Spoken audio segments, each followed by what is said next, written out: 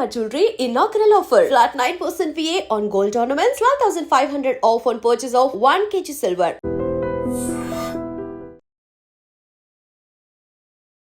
Be alert. బంగారం rate బాగా పెరుగుతోంది. అందుకే జాగ్రత్తగా ఉండమని చెప్తున్నా.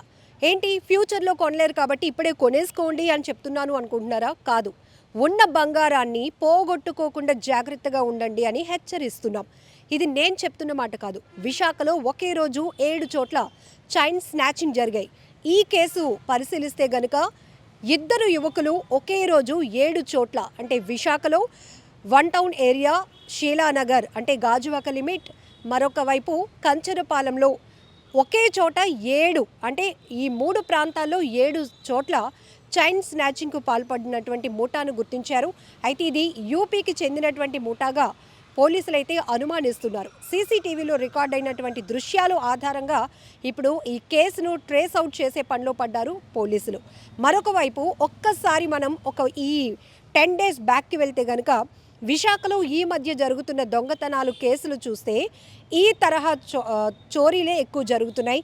బంగారం టార్గెట్ చేసి ఒంటరిగా ఉన్న మహిళల్ని టార్గెట్ చేసుకునే దొంగలు పేట్రేగిపోతున్నటువంటి పరిస్థితులు ఉన్నాయి.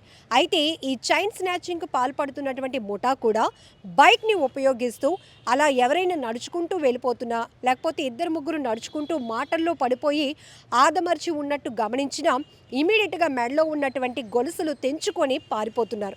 అయితే ఇలా ఈ చైన్ స్నాచింగ్ చేయడానికి ఉపయోగించే బైకులు కూడా వాళ్ళవి కాకుండా దొంగతనం చేసినటువంటి బైకుల్ని, అంటే మేము ఎక్కడ పట్టుబడకూడదు, ఒకవేళ బైక్ నెంబర్ బట్టి ట్రేస్ అవుట్ చేసినా దొంగతనం చేసేది ఎవరో తెలియకుండా పోలీసుల్ని కూడా కన్ఫ్యూజ్ చేయాలి అనే ఉద్దేశంతో బైకుల్ని దొంగతనం చేసి మళ్ళీ చైన్ స్నాచింగ్ కూడా ఆ బైకుల్ని ఉపయోగిస్తూ పేట్రేగిపోతున్నటువంటి ముఠాలను విశాఖ పోలీసులు గుర్తించడం జరిగింది.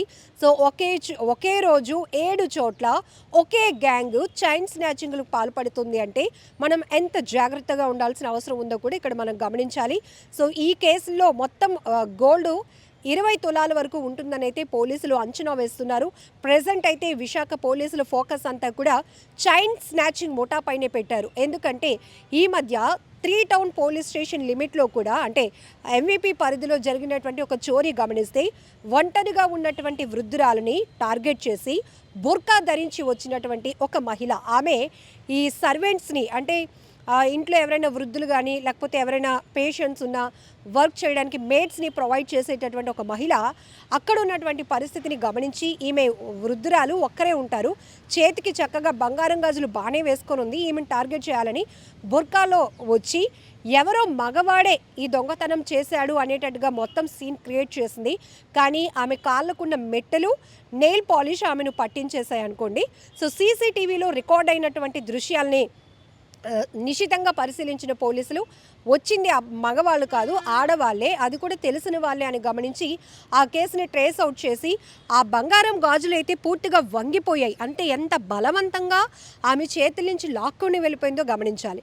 అలాగే మొన్న 3 డేస్ బ్యాక్ సీతమ్మధారలో కూడా ఒక మహిళ ఒంటరిగానే ఉంటుంది. వాళ్ళ అబ్బాయి వాళ్ళు హైదరాబాద్లో ఉంటున్నారు. ఆమె కూడా ఏజ్డే, తల బాగా వైట్ హెయిర్ వచ్చేసిందని చెప్పి పార్లర్కి వెళ్ళలేను కాబట్టి ఇంటికే వచ్చిన ఒక మహిళని ఆ మాటలు నమ్మేసి హెన్నా పెట్టించుకుంది. హెన్నా పెట్టించుకున్నప్పుడు అమ్మ ఈ గోల్డ్కి మొత్తం రంగు అంటుకుపోతుంది, తీసి పక్కన పెట్టాను, మీరేం గాబరా పడకండి అని చెప్పి హెన్నా పెట్టి తలకి కొంచెం దూపం వేసి ఆ మత్తులో ఈమె ఆ మెడలో నుంచి తీసినటువంటి చైన్ పట్టుకొని వెళ్ళిపోయింది.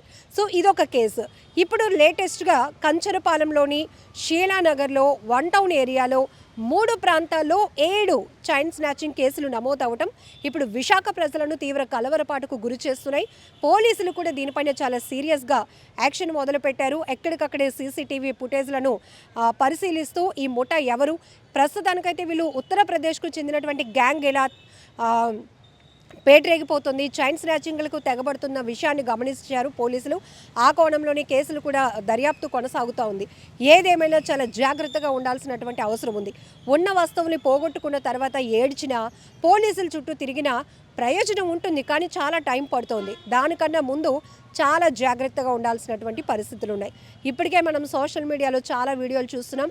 అలా మహిళలు ఒంటరిగా నడుచుకుంటూ వెళ్తున్న వాళ్ళని ఇమీడియట్గా అడ్రస్ అడుగుతున్నట్టు మాటల్లో దింపి, అదిగో బాబు అక్కడే అడ్రస్ అనేటప్పటికీ మెడలో ఉన్నటువంటి గోల్డ్ని తెంచుకొని పోతున్నారు. ఆ సమయంలో వాళ్ళకి ఏదైనా గాయం అవుతోందా, ప్రాణాలకు ఏమైనా ప్రమాదం అని కూడా ఆలోచించకుండా వాళ్ళ టార్గెట్ ఓన్లీ గోల్డ్.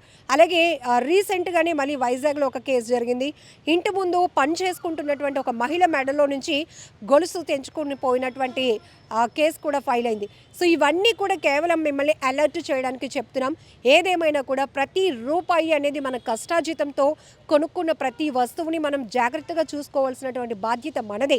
ఎందుకంటే కొద్దిపాటి నిర్లక్ష్యంతో ఉన్న ఫస్ట్ థింగ్ పోలీసులు ఏం చెప్తున్నారంటే, అపరిచిత వ్యక్తులు ఎవరైనా ఉంటే వారి విషయంలో మీరు చాలా జాగ్రత్తగా ఉండండి. మంచితనానికి పోయి నిజమే బాబు మీరు వెళ్ళాల్సిన అడ్రస్ అది ఇది అని మీరు మాటల్లో ఉంటే కనుక ఇమీడియట్గా మీ గోల్డ్ని తెంచుకొని ఎత్తుకుపోతారు. జాగ్రత్తగా ఉండండి. కొన్ని సందర్భాల్లోనైతే వాళ్ళని వారించడానికి ప్రయత్నించినప్పుడు వాళ్ళ చేతులు ఏమైనా ఉంటే కనుక వాటితో కొట్టేసి చంపే ప్రయత్నాలు కూడా జరుగుతున్నాయి. కాబట్టి అప్రమత్తంగా ఉండండి. ఈ గ్యాంగ్ యొక్క యాక్టివిటీస్ ఏదైతే ఉన్నాయో దాని సంగతి మేము చూసుకుంటామంటూ కూడా విశాఖ పోలీసులు చెప్తున్నారు. ఏదేమైనా బీ అలర్ట్. నిజంగా ప్రస్తుతం ఉన్నటువంటి సమాజం దేనికి ప్రయారిటీ ఇస్తుంది? ఆర్థిక సంబంధాల చుట్టూ మాత్రమే తిరుగుతుంది. మళ్ళీ ఎన్నికలంగానే చాలా విరక్తి కలుగుతాం. మంచి అనిపిస్తుంది కదా, లేడీస్ కూడా ఛాలెంజింగ్ జాబ్స్ చేసినప్పుడు చాలా బాగుంటది. ట్రాఫిక్ అసిస్టెంట్స్ గా నియమించిన ట్రాన్స్జెండర్స్ అందరితో సాల్యూట్ చేయించుకుంటున్నారు. ఫుడ్ డెలివరీ ఇవ్వటానికి వెళ్ళినటువంటి డెలివరీ బాయ్ అనిల్ పై కళ్ళ ముందు